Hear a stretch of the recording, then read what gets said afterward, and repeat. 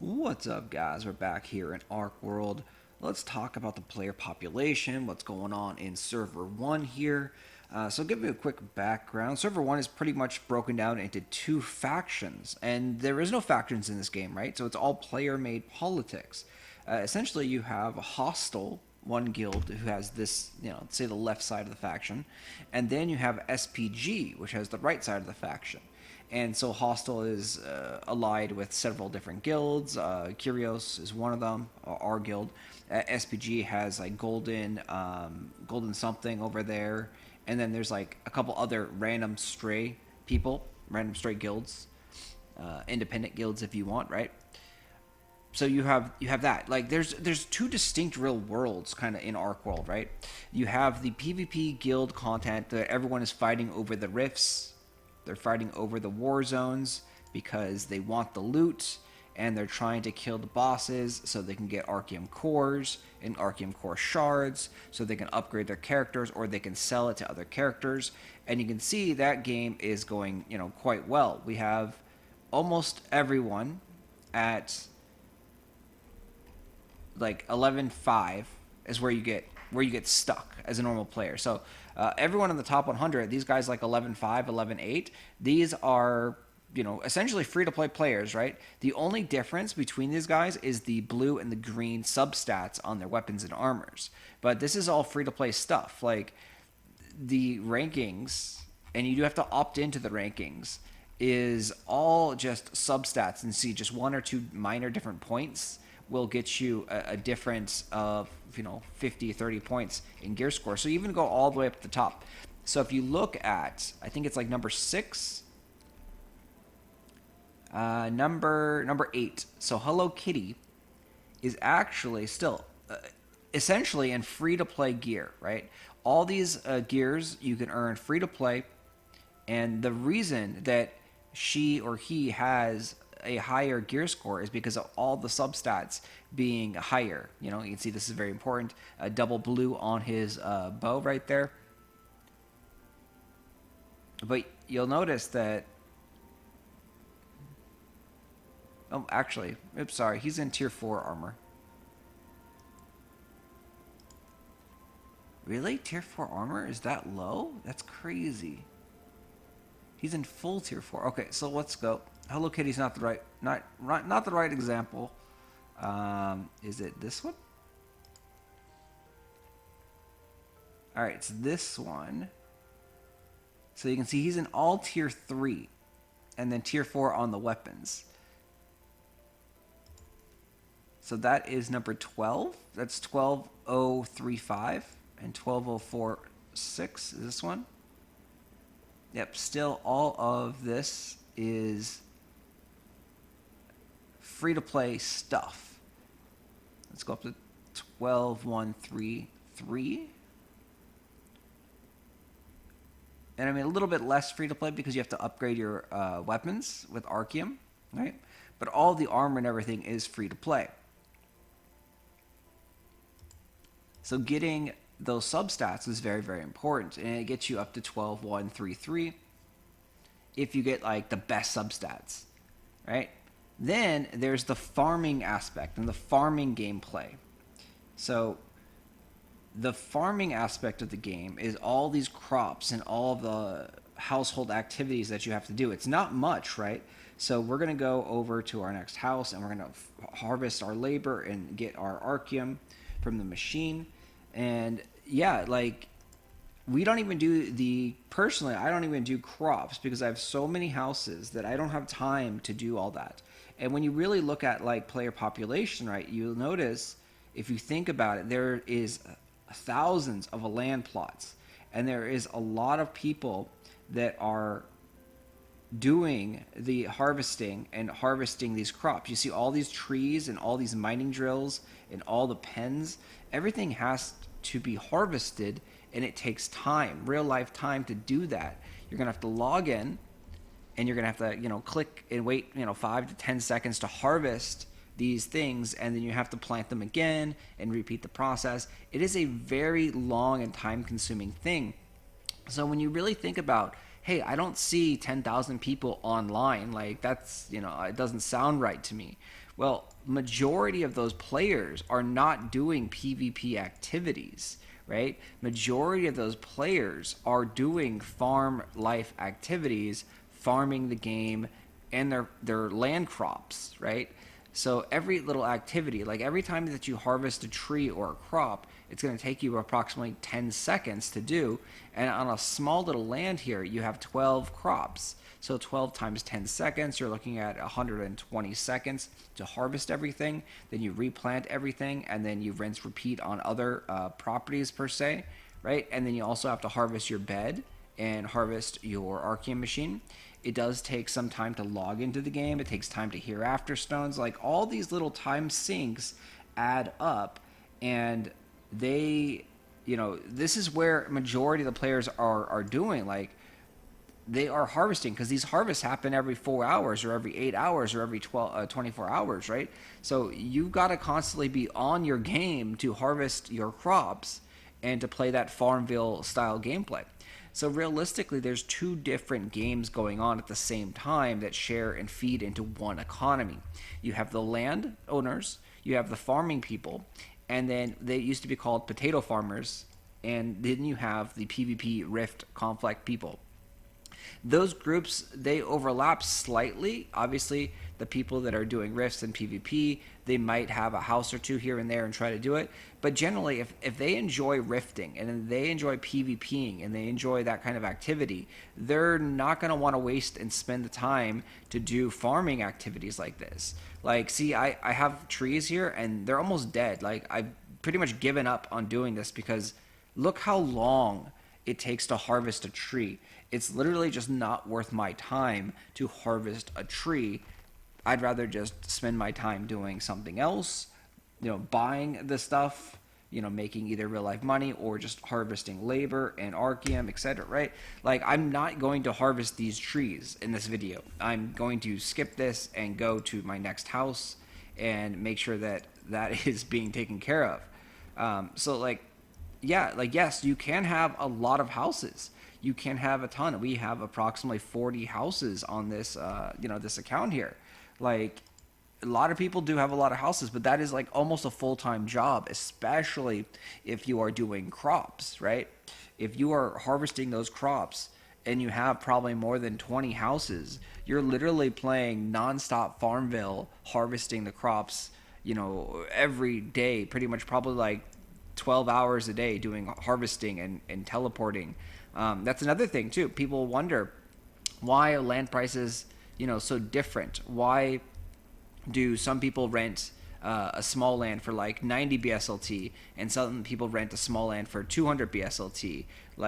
And the answer to this is very simple. It's the location.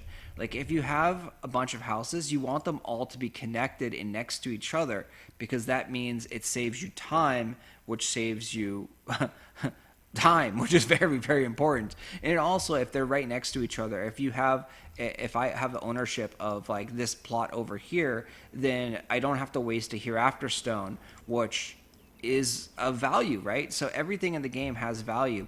So if I was able to get this plot and this plot and this plot and this plot and this house, this is way more valuable to me as a player than having 40 houses in 40 different zones.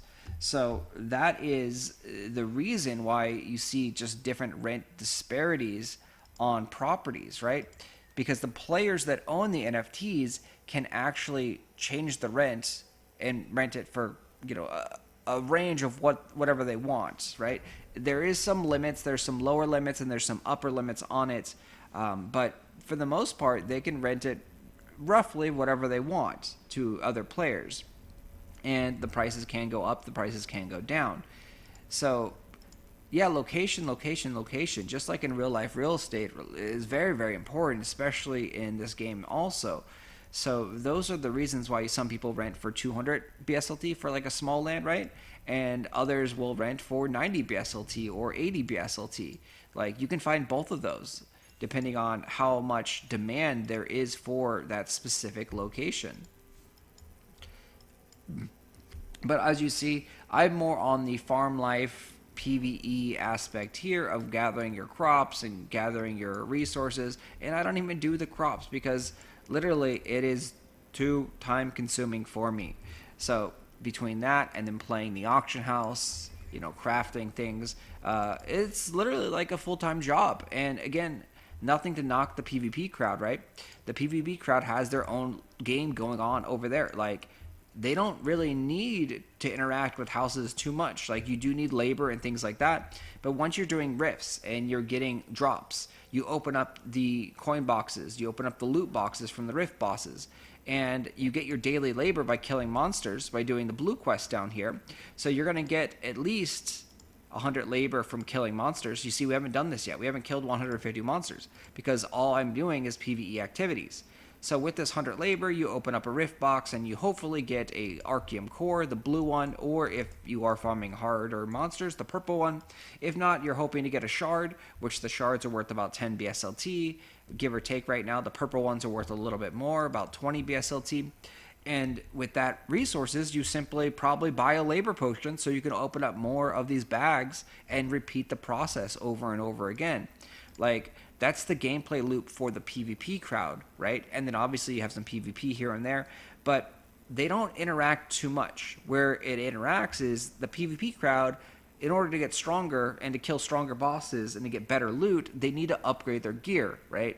So they need the blue Archeum cores and they need to craft some scrolls to upgrade their characters. So if you press O, you can see the folio, and in here you can search for any item that is crafted in game and it will tell you the recipes, or you can click on the little tabs here. So we're going to go equipment improvement here, and then we're going to look at the scroll that you need, and this is why the rifts are so valuable, right?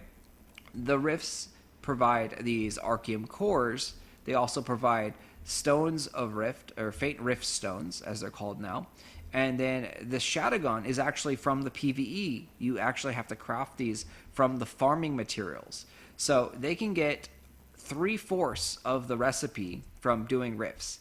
And then 1/4, one item is actually from PvE Farmville area.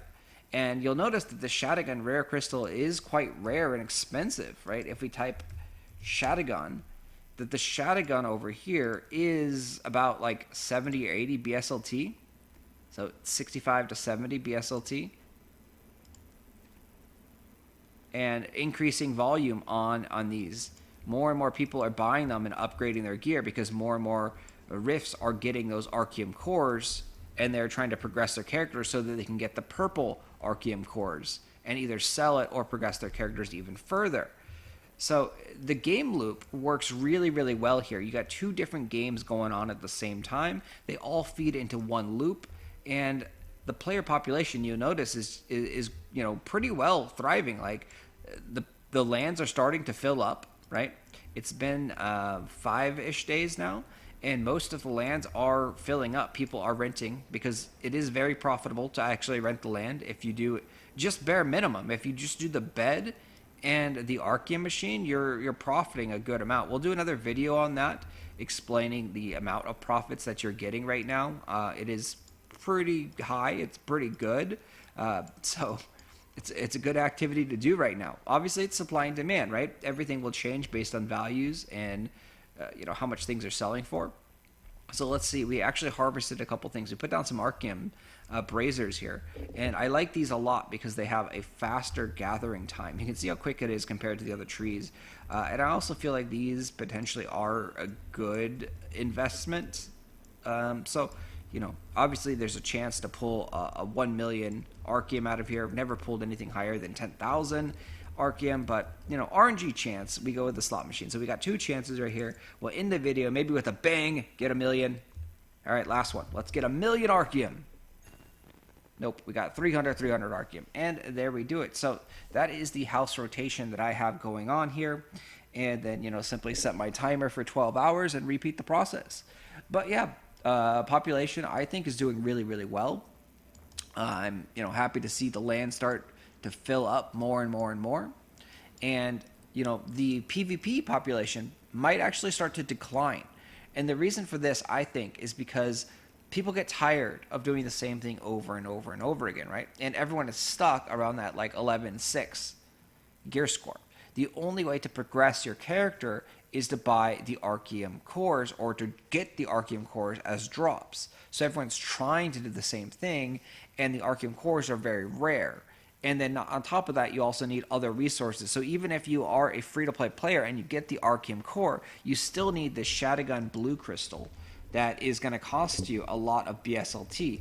So essentially, the gameplay loop for the free-to-play player is raid, get the loot, and then since you can't use it, you go sell it.